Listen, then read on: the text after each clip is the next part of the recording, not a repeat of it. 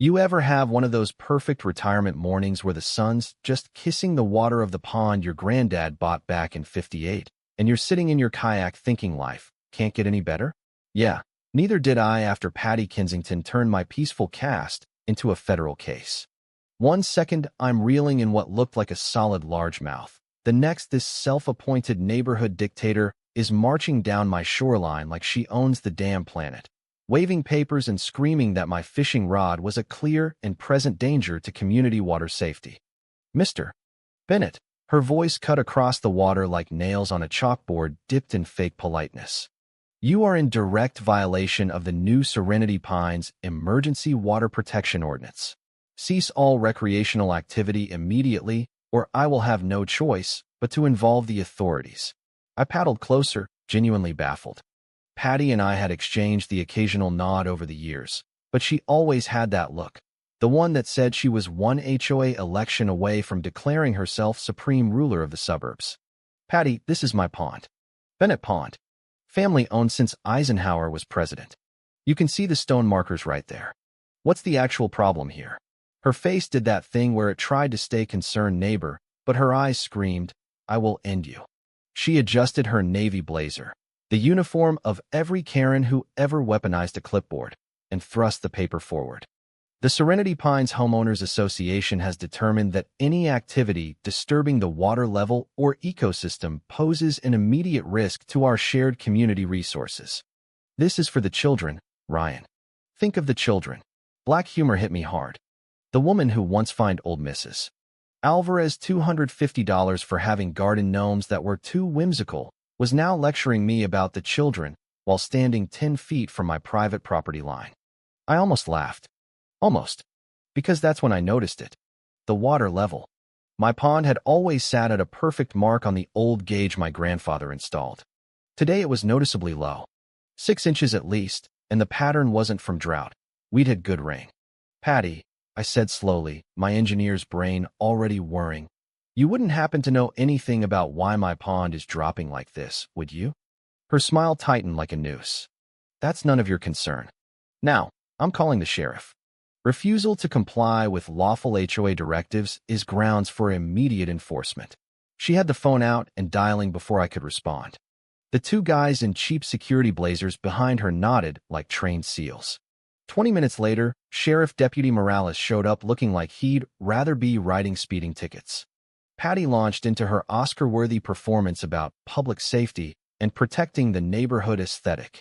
I walked over with my deed folder, the one with the faded 1958 papers proving every drop in this pond was Bennett family property. Deputy Morales glanced at the deed, then at Patty's hastily printed ordinance that looked like it came off her home printer at 2 a.m. Ma'am, this looks like private property. I don't see a violation here. Patty's face went the color of cheap Merlot. But the water infrastructure, it's critical for community. Future needs. Future needs? The deputy raised an eyebrow. The silence that followed was pure gold, the kind where you could hear the HOA Queen's empire starting to crack. After he left with a polite, handle it civilly, Patty huddled with her security goons by the parking area, gesturing wildly. I stayed by the water's edge, snapping photos of the gauge. That's when I saw them, the intake pipes. Professional grade, discreetly placed just over the HOA line, but clearly sucking from my pond. The kind of setup that didn't scream community beautification. It screamed profit. My blood ran cold, but not with anger. With the cold calculation of a man who'd spent 30 years designing water systems for cities. Someone, and I had a pretty good guess who, had been stealing from my pond. Systematically. For who knows how long while I was working in the city. That night, with my grandfather's old brass compass on the table, the one he used to survey this whole watershed, I started digging. The HOA landscaping budget had ballooned, and a company called Crystal Springs Management was getting fat checks from Serenity Pines. A quick search showed Patty as the registered agent. She wasn't just overreaching with rules. She was running a side hustle stealing water and selling it back as premium local source to businesses around the county. The next morning brought the real fun. A $4,500 fine in my mailbox for unauthorized water disturbance, a cease and desist, and notice of mandatory environmental compliance inspection by a company I'd never heard of. All dated the day before she even confronted me. She'd planned this ambush. I smiled for the first time in 24 hours. "Oh, Patty, you picked the wrong pond and the wrong engineer." By noon, the fake inspector showed up, some slick guy in a polo shirt driving a van with AquaGuard Environmental plastered on the side. He tried to act official, demanding access to all water access points for testing. I let him walk right up to the intake pipes I'd already photographed with timestamps and GPS. He paled when I asked why his company had been registered 6 months ago with Patty Kensington listed as primary contact. "This is for community safety, sir," he stammered, backing toward his van like I'd pulled a gun instead of a question. I called my old colleague Sarah Klein, an environmental lawyer who'd helped me on city projects for years. "Ryan, this isn't a fine. This is organized theft of water rights," she said after I sent over the photos and budget spreadsheets. "Federal crime territory if she's selling it across county lines. Don't pay a dime. I'm driving up tomorrow with a discovery packet." While I waited, I traced the money. Crystal Springs Management billed Serenity Pines HOA over $180,000 a year for premium spring water services. The HOA then passed those costs to residents in monthly dues while the landscaping stayed suspiciously lush. Meanwhile, my pond, the actual source, kept dropping. I installed a cheap flow logger at 3 a.m., hiding it in the reeds. By morning, it showed 1,200 gallons gone overnight.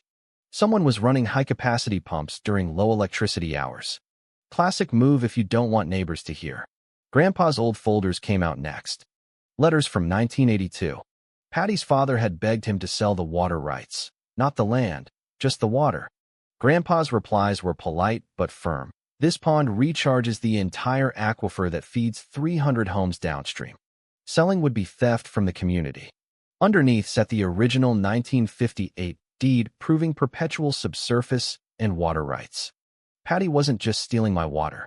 She was repeating family history with better pumps. Sarah arrived with a reporter friend, Tom Riley from the county paper. By evening, we'd mapped the network. 8 other properties showed the same 6-inch drop, all backed up to HOA-managed green spaces. "She's got shell companies in 3 counties, Tom said, flipping through public records on his laptop. "Selling to bottling plants and golf courses at premium rates while residents pay triple for imported spring water that's literally pumped from their neighbors' ponds." The next day, Patty escalated. A certified letter demanded I drain the hazardous water feature within 72 hours or face lien on my property. Attached was a photo of my kayak labeled visual pollution. I laughed so hard I nearly choked. The woman who once banned American flags for being too partisan was now calling my grandfather's legacy a hazard. But the real laugh cry moment came when I caught her crew at 2 a.m. replacing a pump filter. I recorded from the tree line while she stood there in designer boots whispering, "Faster, boys, before that nosy Bennett starts measuring again." This is for the community's long-term aesthetic value. Aesthetic value. Sure. Nothing says suburban beauty like felony theft and aquifer poisoning. Sarah filed the emergency injunction papers that afternoon. I spent the night walking the property line with Grandpa's compass, matching his 1958 bearings to modern GPS. Every reading matched. The old man had known this day might come. His notes warned about greedy developers who forget water belongs to the watershed, not the highest bidder. By sunrise, I had a binder thick enough to knock someone unconscious. Shell companies. Bribed inspectors. Contamination risk from industrial clients discharging waste back into the same aquifer. Patty Kensington wasn't just a Karen with a clipboard. She was running a multi-million-dollar criminal enterprise dressed up in HOA pastel colors, and think of the children's speeches. The federal courthouse smelled like old paper and impending doom, at least for Patty. The emergency hearing drew cameras from 3 states, thanks to Tom's front page series. Patty swept in with a team of lawyers in suits that cost more than my truck, still wearing that serene smile, like she was attending a garden club meeting instead of facing RICO charges. "Your Honor," Sarah began, "what started as one man fishing his own pond exposed a systematic fraud. Ms. Kensington used her HOA position to install illegal pumps, create shell companies, bribe officials, and sell stolen water while poisoning the aquifer that supplies drinking water to thousands. She laid out the exhibits: my photos, flow data, grandpa's surveys, bank records showing $2.8 million in offshore accounts. Patty's lead attorney tried the usual spin. This is a civil dispute blown out of proportion by a disgruntled homeowner. The judge, a no-nonsense woman who'd seen every trick, cut him off. Counselor, $2.8 million in hidden accounts and 8 county officials admitting to bribes isn't a dispute. It's organized crime. The room went dead silent when Linda, Patty's former assistant who'd finally flipped, played the recordings. Patty's voice, crystal clear, double the pumps on Bennett's Pond. Residents won't notice and the golf course pays top dollar. If anyone complains, just hit them with a safety violation. The judge's face said everything. Bail was set at $5 million. Passport surrendered. Federal agents cuffed her right there in the courtroom while her perfect blazer rode up like the cheap power trip it always was. Word spread faster than HOA gossip. That night, the community center meeting turned into a riot of long-suppressed rage. Residents who'd paid inflated dues for premium landscaping learned they'd been buying their own stolen water. Betty from 2 streets over stood up with her water bill. "You charged me extra for spring water that came from my neighbor's pond." The booze drowned out Patty's lawyer's weak, misunderstanding defense. 6 months later, the conviction was final: 22 years, full restitution, assets seized. I bought her former HOA president's mansion at auction for pennies on the dollar and turned the back lot into public fishing access. The best part? Court-ordered community service. Every Saturday for 2 years, Patty Kensington, once queen of Serenity Pines, shows up in an orange jumpsuit to scrub the rust stains off the very pump footing she installed. I sit on my dock, Grandpa's compass warm in my pocket, casting a line while she kneels in the mud. She never looks up anymore.